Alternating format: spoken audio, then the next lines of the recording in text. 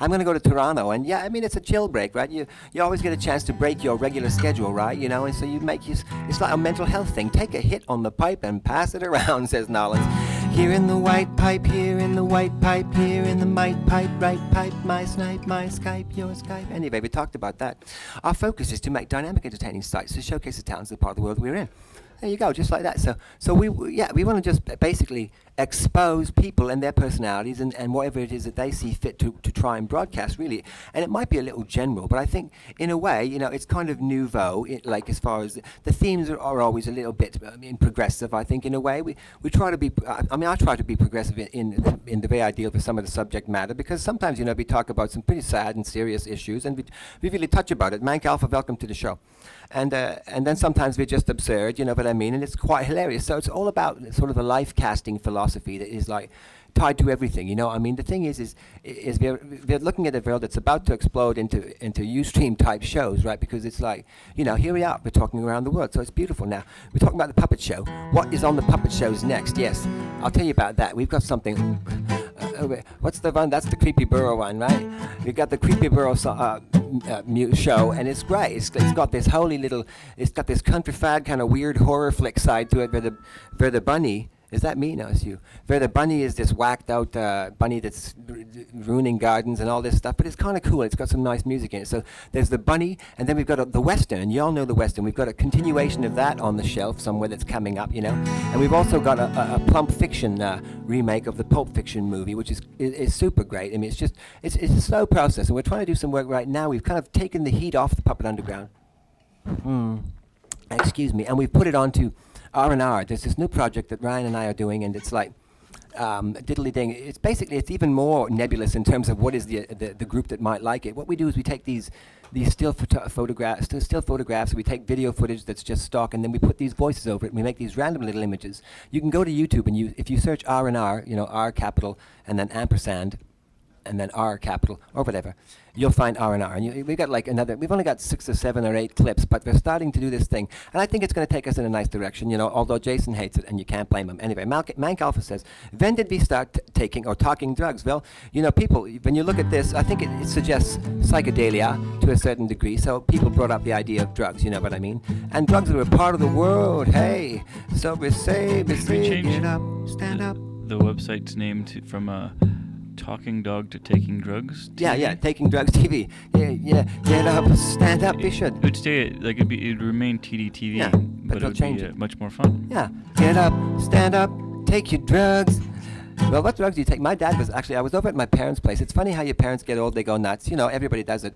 I'm halfway in there myself. But so we're sitting there watching TV, and my mom looks at the little letters scrolling across the bottom of some CNN-type station, and she says, look at that, Bob. It's the 1000th death on the drug that you're on. What do you think about that? And my dad has this terrible, actually, affliction where his spine is not creating any spinal fluid or enough to make the spine comfortable, and so he's in a great deal of pain.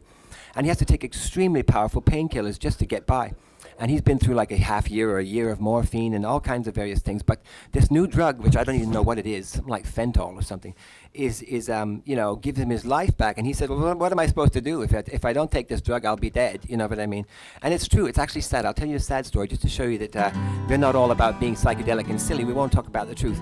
I had a very, very touching moment with my father, and I'll tell you it quite seriously, because so there I am. I'm 45 years old, and I go home. My father has been, you know, having a great deal of difficulties, but at the same time, he's doing quite well. But anyway, so I come home to see him one day, and Mum says, she meets me at the door with a really grave look on her face, you know, really sad, and she says that he's crying on the couch, you know.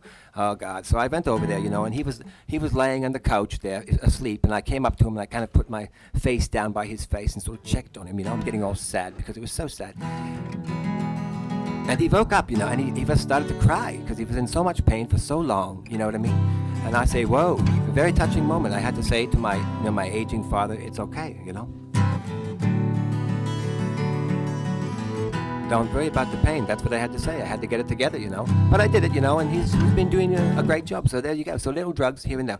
But so there you go. We're in the black hole again. We talked about something that means, you know, emotions. It's a powerful thing. I'll tell you, the person who doesn't see emotions as powerful or meaningful hasn't, you know, experienced any lately. And I think that what happens is, in our society, right, we tend to suppress our true emotions quite a bit, you know. And eventually we come to a point where we kind of have this glossy persona that we use as our personality, as opposed to something that is actually reflective of our emotions and alive and vibrant. We kind of put on the dog, so to speak. So it's a moment like that that just cuts right through all of that kind of, pseudo lifestyle of the rich and famous that we all try and live. And it was very touching. So there you go. Here in the black hole. Amen, says Nollins. And amen to that. That's the truth. Shot the sheriff, baby, now. But I did not shoot the deputy. Yes, I didn't. No, I didn't. I shot the sheriff. Hey, but I didn't shoot no deputy. Bam, bam, bam, bam, bam,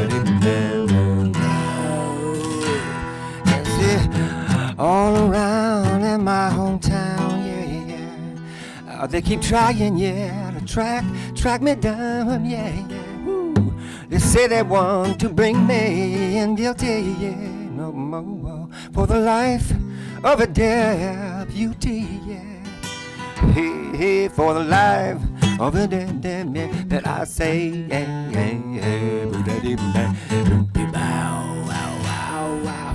Slashnik's in the house. What's on your mind? The dog might bite you. Peace. I shot the deputy. Yeah, I shot my foot off. Here we are. So, I look a little bit like King Tut on acid or something there with the sidewinders. I like that. It's kind of like King Tut. What about King Tut, hey? What about those people who lived so long ago and they become legends? And it turns out they were just people. Some of them were buried in golden boxes. Some of them were buried in unmarked graves. Think about all the people that have come and gone in this world, and take your time on yourself. Learn to love yourself. Mozart was buried in a mass grave, I believe. And he was like a peasant. I mean, people still play. This guy lived, I think, 300 some years ago. 200, I didn't even know. And people still play his music all over the world, right? And he was just another case that got rabies, basically, and he died, just like let the dogs out. He got rabies. I'm sure about it. Here we go. UVN Alpha. That's the truth. Jason posts something. What is this? Positive vibes? We're going to talk about that. We've got a really light-hearted, funny video that we can show you at that link right there, YouTube, that Jason has posted, because it's a song by Rob Bryanton that I recorded, and it's called Positive Vibes, and we did it with the puppy. We did it with the puppets and a little bit of myself dancing around the lake in town here. So we've had a lot of fun. You're welcome. We're all welcome. All in together, girls. We're sitting in front of my sister's house. Sister's house. Sister's house. Sitting in front of my sister's house early in the morning. Sitting in front of my favorite Catholic church. No, you can't roller skate on a buffalo herd. You ready? Can't roller skate on a buffalo herd. You can't roller skate on a buffalo herd. But you could be happy if you've a mind to. You can't brush your teeth on a Sinbad the Sailor was supposed to I'm not sure what that was about. I know. That was a tough one. Laugh out loud, that Ron. Spikehead, I know you're a musician, Spikehead. What's going on with your musicianship? Slashnik, what is your life all about? Tell me the truth. I want to gather everyone together. Now, people, Het, Dr. J, Celtic Mac, I know we all come together, but let's communicate a little bit more today. Let's reach out. It's like an exercising class, Put your hands up in the air, jump up and down, get your yayas out. Let's talk a little bit, right? Okay. So people, tell me in one sentence who you are, right?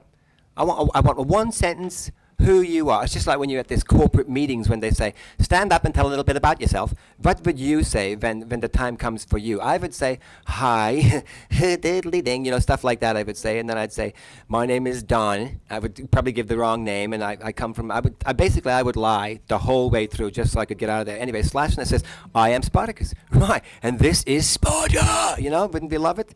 I would love to kick a guy into a hole, except I would be kicking myself. You know what I mean? The guy, you picture the one from Sparta where they kick the guy in the hole there. But, whenever you do something like that, you're kicking yourself in the hole. Now, whip suck, and some half miler says, let the dogs out. Thank you for that. That's who you would be. Oh, you would be whip suck. Okay, we'll talk about that.